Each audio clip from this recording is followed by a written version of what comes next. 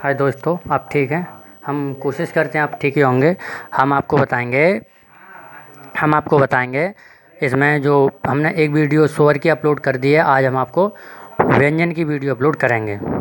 किसकी? व्यंजन। तो स्वर में ये रह गए थे छोटी अंग, बड़ी अंग। और मेरे दोस्तों, इसके साथ साथ हमारे चैनल को सब्सक्राइब करिएगा। जो हम वीडियो अपलोड करें जिसे भी पढ़ाई की, वो आप तक पहुँचे। तो इन्हें आचार्य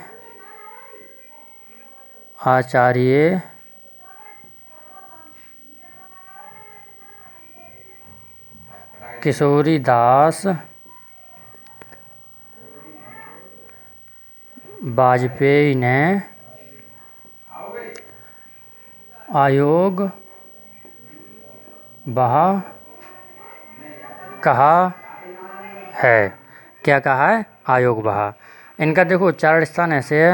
ये जो छोटी अंग है ये अनुस्वर है। क्या है? अनुस्वर। और ये जो बड़ी अंग है ये क्या है? विसर्ग।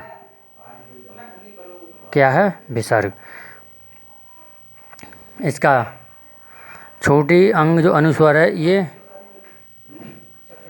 डा का उच्चारण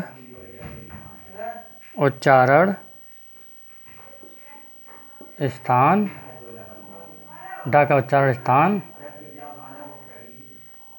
आता है। किसका उच्चारण स्थान आता है इसमें? इसमें आता है डा का। और ये जो अंग बड़ी अंग है इसमें विसर्ग है। यो हा का उच्चारण स्थान आता है। ये बता दिया। इनकी जो ये किसकी सहायता से बोली जाती हैं ये हम आपको बताएंगे। ये दोनों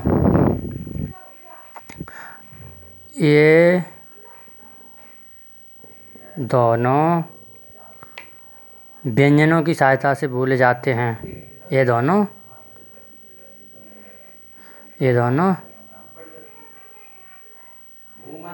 व्यंजनों की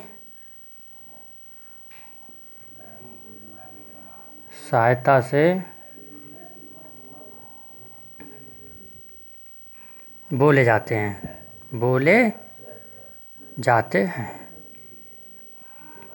जाते हैं। इसलिए यह ना तो स्वर हैं और ना ही व्यंजन है। ये ना ही स्वर है ना ही व्यंजन है। ये अपने आप इसमें अपनी किताब में नोट्स करने ला। और हम आपको इसके बाद बताएंगे। इनको एक बार और दोहरा देते हैं। देखो, छोटी अंग बड़ी अंग, इन्हें आचार्य किशोरीदास वाजपेयी ने आयोग बहा कहा है। जो छोटी अंग है वो अनुस्वर है, बड़ी अंग है विसर्ग है। अगर पेपर में पूछता है कि विसर्ग क्या है, अनुस्वर क्या है, तो आप इनको देखिएगा और पढ़िएगा और आप हल कीजिएगा। तो और इनकी जो परिभाषा है, ये दोनों व्यंजनों की सहायता से बोले जाते हैं। इसलिए यह ना तो स्वर हैं और ना ही व्यंजन। अब हम इनको रफ करते हैं और आगे बताते हैं कि ये छोटा आ, बड़ा ई, बड़ा ऊ, इनका उच्चारण स्थान ये कैसे बोले जाते हैं। इनको रफ करते हैं। आप इनको वीडियो रोक करके अपने नोट्स बनाइएगा। अच्छे से नोट्स बनाइए जो कि आपको किसी भी एग्ज़ाम में परेशानी ना हो। जैसे छोटा आ, बड़ा आ। छोटा आ, बड़ा आ ये बोला जाता है कंठ किससे सहायता से? कंठ, छोटी ई, बड़ी ई, ये बोली जाती है तालु। छोटा ऊ, बड़ा ऊ, ये बोले जाते हैं ओष्ठ। ओष्ठ। और जो ऋ है ये है मूर्धा। ये मूर्धावस्था में रहती है ऋ। छोटी ए, बड़ी ए, ये बोले जाते हैं। छोटी ए, बड़ी ए, इनका उच्चारण देखो, इनको याद करना ऐसा है, कंठ तालु। क्या बोलेंगे ना? क्या बोलेंगे ना? कंठ और कंठ तालु। कंठ तालु। हाँ, अब बोलेंगे छोटा ओ, बड़ा ओ। छोटा ओ, बड़ा ओ, इन्हें बोलेंगे कंठ और ओष्ठ। कंठ ओष्ठ। कंठ ओष्ठ ये हमने बताए हैं। यहाँ तक हमारे स्वर क्लियर हो चुके हैं। यहाँ तक स्वर हमारे क्लियर हो चुके हैं। और देखो, इनको एक बार और दोबारा रिपीट करते हैं। छोटा आ, बड़ा आ, कंठ की सहायता से बोला जाता है। छोटी ई, बड़ी ई, तालु। और ये छोटा ऊ, बड़ा ऊ, ओष्ठ। ऋ तो मूर्धा है। छोटी ए, बड़ी ए, कंठ और तालु। छोटा ओ, बड़ा ओ, कंठ और ओष्ठ। इनको पहले एक बार कंठ तो दोनों में आना, उसके बाद तालु और ओष्ठ, आपको ये याद हो जाएंगे। अब हम इनके बाद आपको बताएंगे व्यंजन। यहाँ तक स्वर हमारे क्लियर हो चुके हैं और इन दोनों वीडियो का आप दोनों वीडियो में क्लियर हो गए हैं। अब व्यंजन बताएंगे और आपकी जो भी किसी भी एग्ज़ाम में आपको ये वीडियो देखने के बाद दिक्कत नहीं आएगी, हम आपसे वादा करते हैं। क्या बताएंगे आपको? व्यंजन। व्यंजन क्या बताएंगे?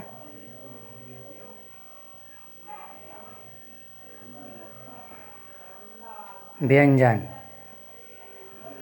हेडिंग डाल के अच्छे से नोट्स बनाओ। व्यंजन। अच्छा, हमने उनमें बताया था जैसे स्वर थे तो उनको स्वर बोलने के लिए किसी अन्य ध्वनि की आवश्यकता ना पड़े, उन्हें क्या कहते हैं? स्वर। अच्छा, अब व्यंजन की परिभाषा है, यहाँ से आप कॉपी में नोट्स बनाइए। जिन व्यंजन की परिभाषा है, जिन वर्णों को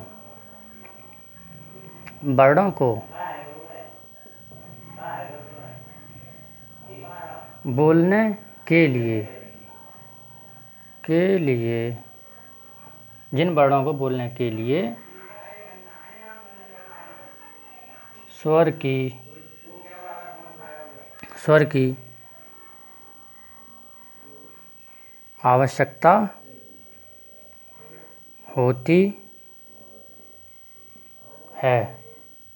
आवश्यकता होती है, उन्हें व्यंजन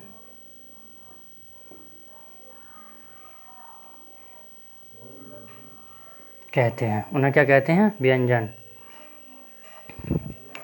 उन्हें व्यंजन कहते हैं। देखो एक बार रिपीट और करते हैं। व्यंजन की परिभाषा, जिन वर्णों को बोलने के लिए स्वर की आवश्यकता होती है उन्हें व्यंजन कहते हैं। जैसे अब हम आपको बताएंगे, व्यंजन सामान्यतः 6 प्रकार के होते हैं।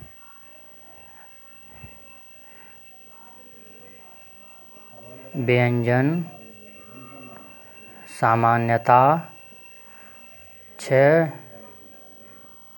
प्रकार के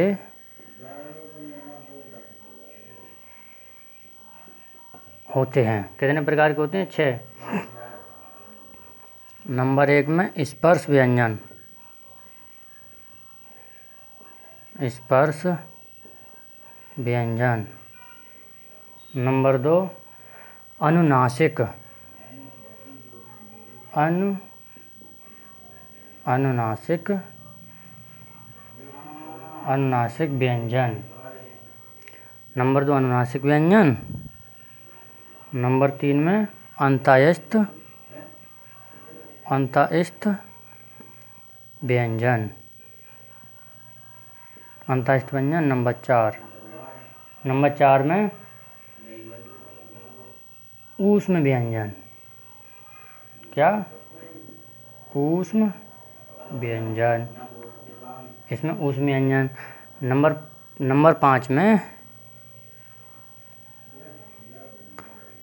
5 में उत्क्षिप्त व्यंजन। और नंबर 6 में है संयुक्त व्यंजन। नंबर 6 में संयुक्त व्यंजन। यहाँ तक ये व्यंजन सामान्यतः 6 प्रकार के होते हैं। व्यंजन सामान्यतः कितने प्रकार के होते हैं? 6। व्यंजन सामान्यतः 6 प्रकार के होते हैं। व्यंजन कितने प्रकार के होते हैं? 6।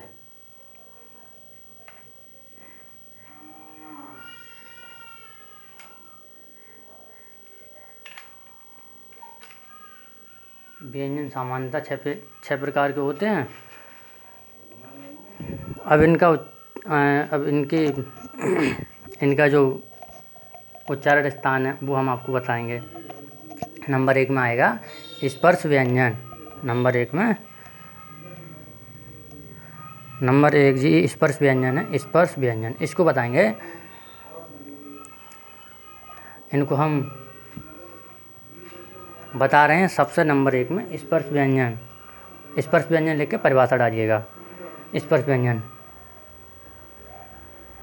जिन व्यंजनों के उच्चारण स्थान में जीभ का कोई न कोई भाग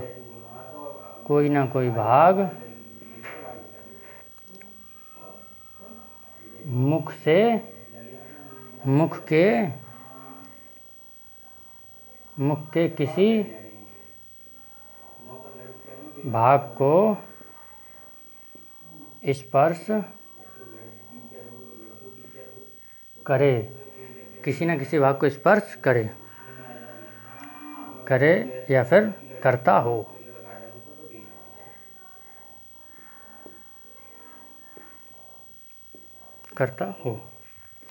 उन्हें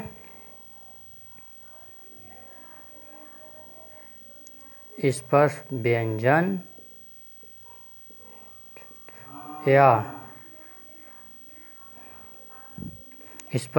या वर्गीय व्यंजन कहते हैं। उन्हें स्पर्श व्यंजन या वर्गीय व्यंजन कहते हैं। उन्हें स्पर्श व्यंजन या वर्गीय व्यंजन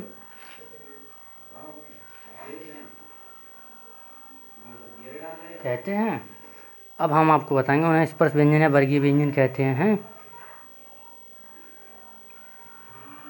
यह का से लेकर माँ तक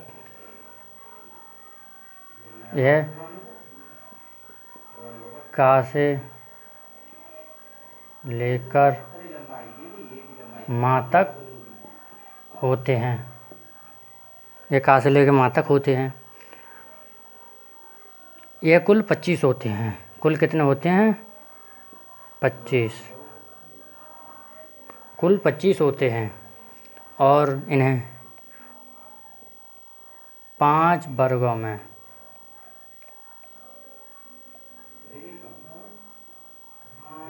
वर्गों में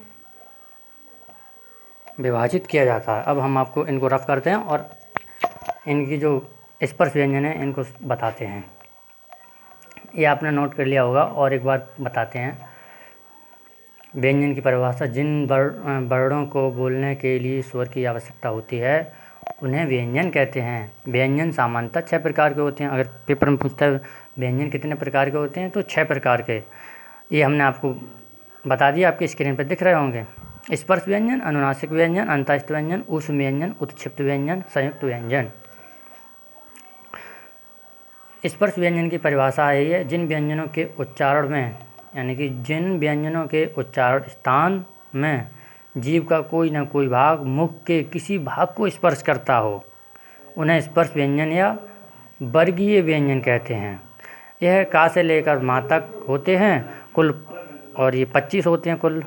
स्पर्श व्यंजन 25 होते हैं। 5 वर्गों में इन्हें विभाजित किया गया है। अब हम आपको बताएंगे 5 वर्गों के बारे में।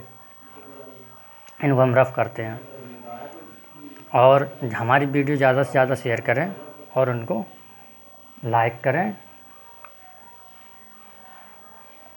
क्या बताएंगे आपको, इसको क्या चल रहा है अपना स्पर्श व्यंजन, स्पर्श व्यंजन। स्पर्श व्यंजन नंबर 1 देखो, का से का, खा, गा, ड़ा, का घा, घा, ड़ा, चा, छा, जा, झा, वा, टा, ठा, टा ठा, डा, ढा, अड़ा, ता, ता, था, दा, धा, ना, पा, फा, बा, भा, मा।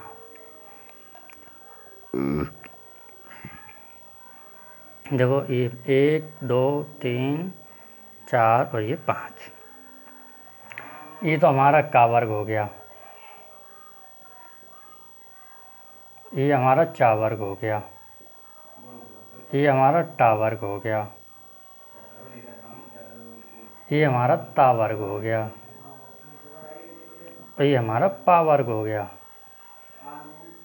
अगर पेपर पूछे कि का वर्ग में कितने व्यंजन हैं तो 5। ये देखो 5 व्यंजन है, 1 2 3 4 5। चा वर्ग में ऐसे करके ये आप 5 इनको याद करेंगे, और हर एक उसमें वर्ग में 5 व्यंजन होते हैं। और देखो ये जो अंतिम है, ये जो अंतिम डा, वा, ड़ा, ना, मा, ये 5 है ना, इनको हम नंबर 2 में अनुनासिक थे। अनुनासिक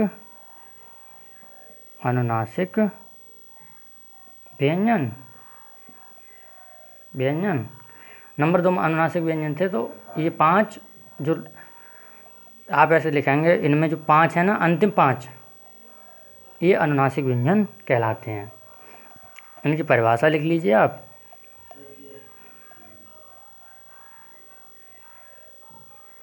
जिन व्यंजनों के उच्चारण में, अनुनासिक व्यंजन की परिभाषा है जिन व्यंजनों के उच्चारण में, जिन व्यंजनों के उच्चारण में वायु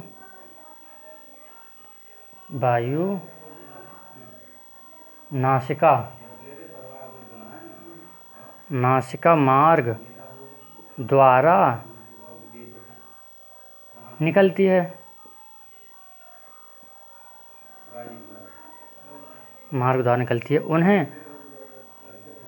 उन्हें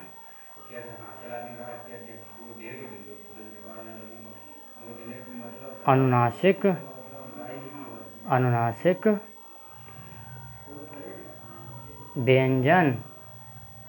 व्यंजन कहते हैं। इनको आप लिख लीजिएगा अनुनासिक व्यंजन को। देखो ड़ा, वा, अड़ा, ना, मा, अड़ा वाँ अड़ा ना माँ। ये अनुनासिक 5 व्यंजन हो गए, ये भी 5 होते हैं।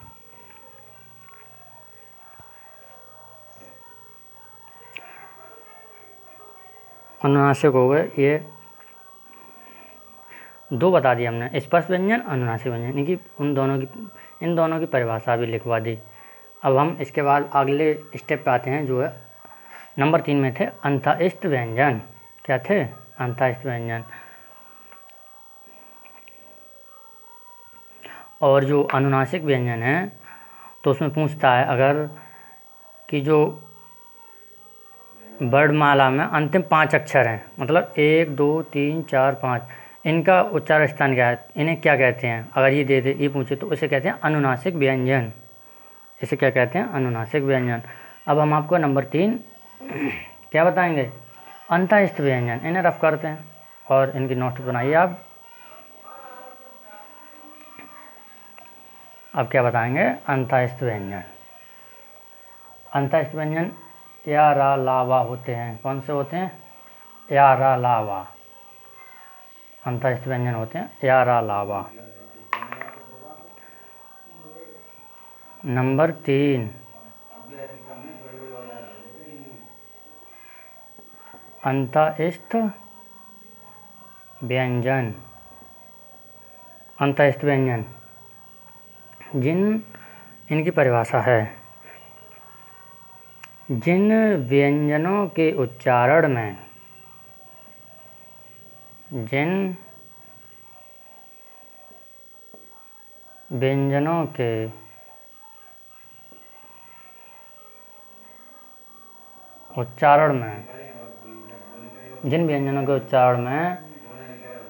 मुख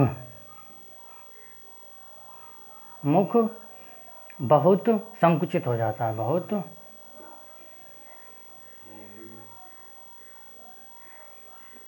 बहुत संकुचित हो जाता है, फिर भी वायु स्वरों की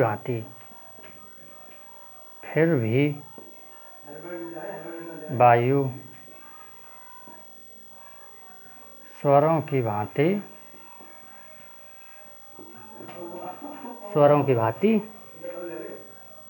बीच से निकल जाती है। बीच से निकल जाती है। उस समय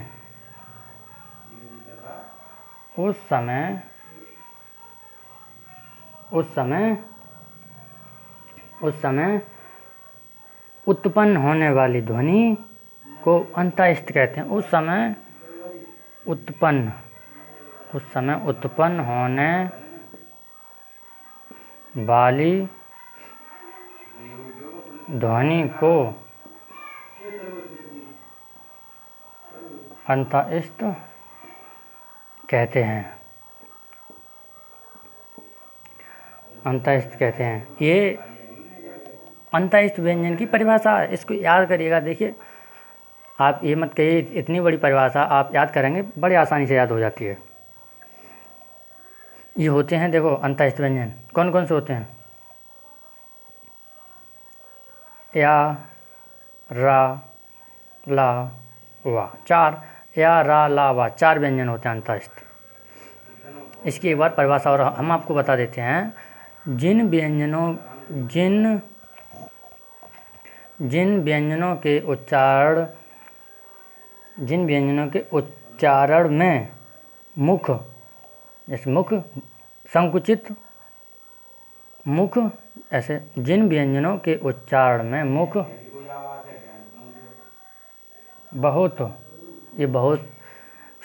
स्टेप कोई गलती हो गई थी, माफ़ करना।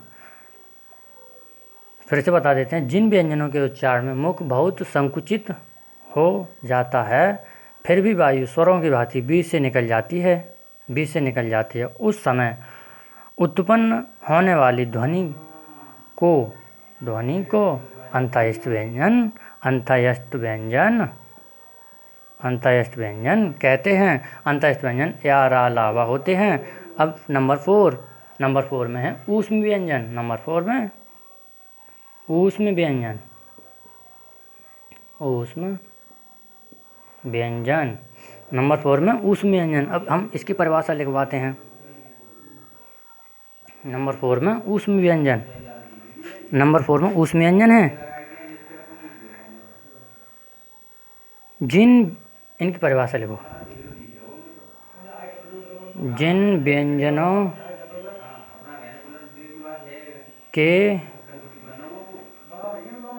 उच्चारण में, जिन व्यंजनों के उच्चारण में सुरसुराहट,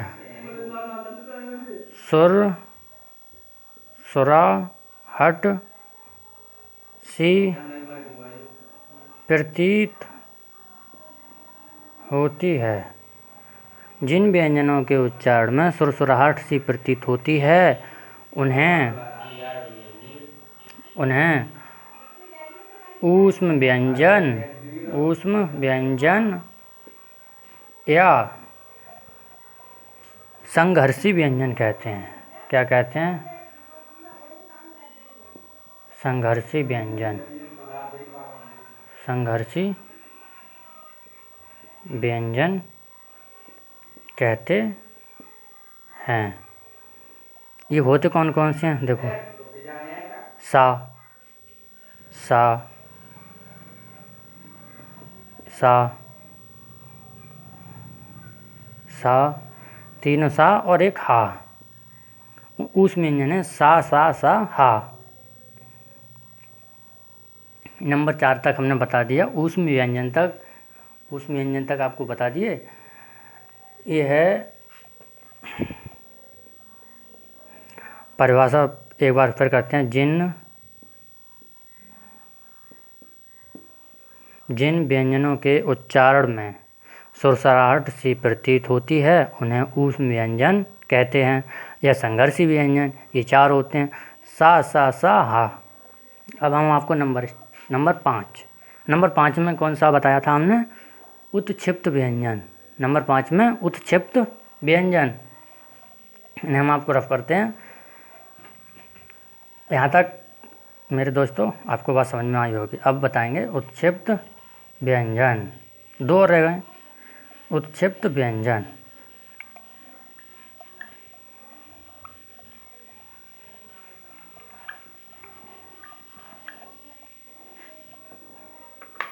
नंबर 5, नंबर 5,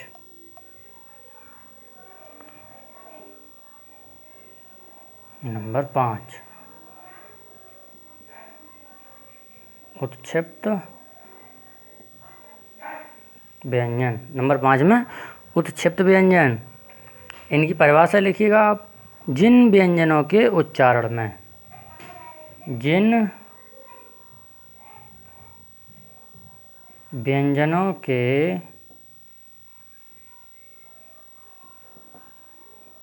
उच्चारण में जीभ की उल्टी नोक, जिन व्यंजनों के उच्चारण में जीभ की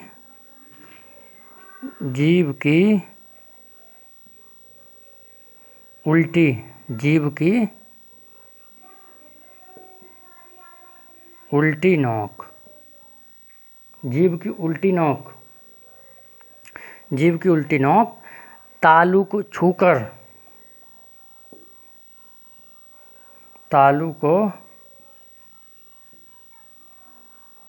छूकर झटके से हट जाती है, झटके से हट जाती है। उन्हें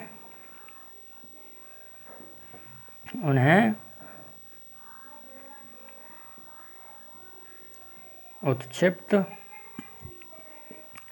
व्यंजन कहते हैं। उन्हें उत्क्षिप्त व्यंजन कहते हैं। क्या कहते हैं? उत्क्षिप्त व्यंजन। ये कौन से होते हैं? 2 होते हैं ये, एक अड़ा ये वाला और एक डा। इन दोनों को या उत्क्षिप्त व्यंजन को ये तो व्यंजन है, इन्हें द्विगुण व्यंजन भी कहते हैं। क्या कहते हैं?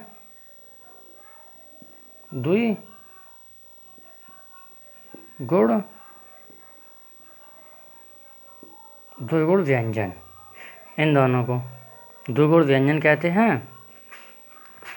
इन दोनों को द्विगुण व्यंजन कहते हैं। इन दोनों को द्विगुण व्यंजन कहते हैं, अड़ा और डा को। अब हम आपको इनको उत्क्षिप्त व्यंजन को एक बार और बताते हैं।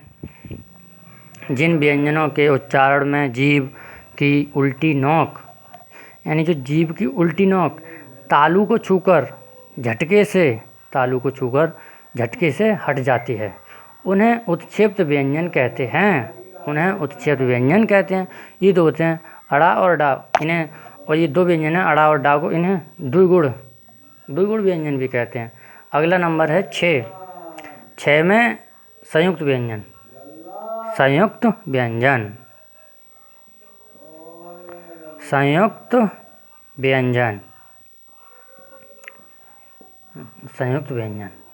जो व्यंजन 6 प्रकार, सामान्यतः 6 प्रकार के बताए थे। उनमें से एक लास्ट रह गया है संयुक्त व्यंजन। इनकी परिभाषा लिखो।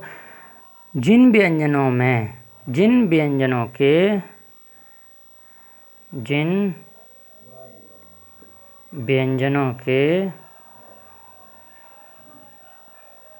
उच्चारण स्थान में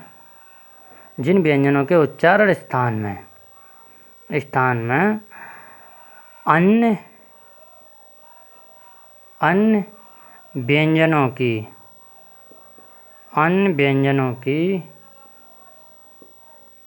सहायता लेनी पड़ती है, उन्हें संयुक्त व्यंजन कहते हैं। उन्हें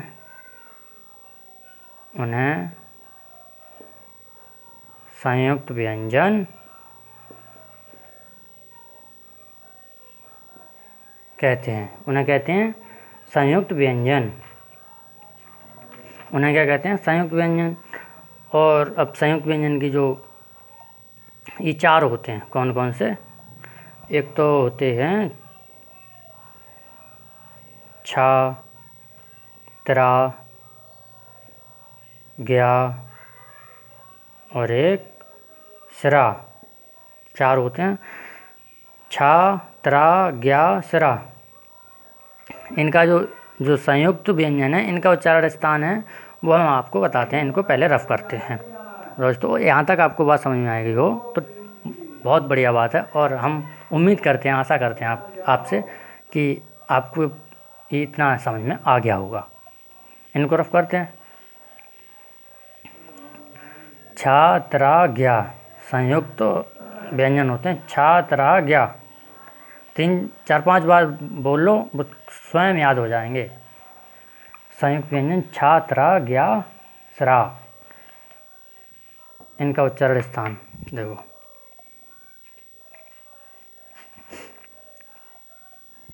क्या बोला हमने? छा, त्रा, ग्या, स्रा। 4 हो गए 4 हो गई है। छा 1 2 3 4 हो गए। इसका ऐसे बनता है, देखो। का, ये हलंत का चिन्ह लगाया प्लस सा। ता, हलंत का चिन्ह लगाया ये वाला और प्लस रा। जा, हलंत का चिन्ह लगाया प्लस वहाँ। सा, हलंत का चिन्ह लगाया प्लस रा। इसका है जो उच्चारण की दृष्टि से अगर पेपर में पूछ ले, छा का उच्चारण कैसे होता है, मतलब कौन कौन से उसमें, ये आपको ये 4 ऑप्शन देगा। ये वाले 4 ऑप्शन देगा। अब इसमें पूछ रहा है छा का उच्चारण स्थान। जब आपको पता है तो आप ठीक करेंगे, वरना आपका एक प्रश्न गलत हो जाएगा। तो इसका उच्चारण स्थान है छा का। देखो, छा का उच्चारण स्थान यहीं लिख देते हैं। आप नोट्स बनाओ पक्के से और अच्छे से और बढ़िया। उच्चारण स्थान देखो, उच्चारण की दृष्टि से, उच्चारण की दृष्टि से, उच्चारण की दृष्टि से इसका ऐसे है, उच्चारण की दृष्टि से का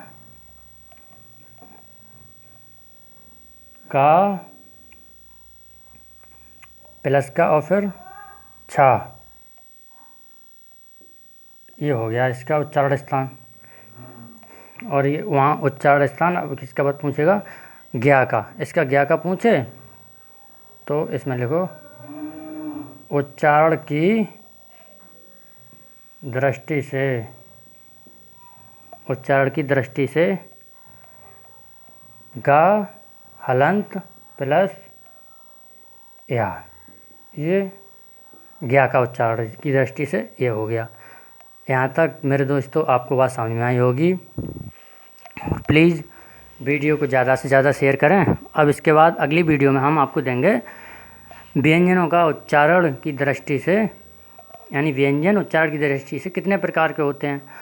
और अगली वीडियो में हम आपके स्वर और व्यंजन, मतलब जो व्यंजन बचे हुए हैं वो क्लियर करवा देंगे। ओके, नमस्कार दोस्तों।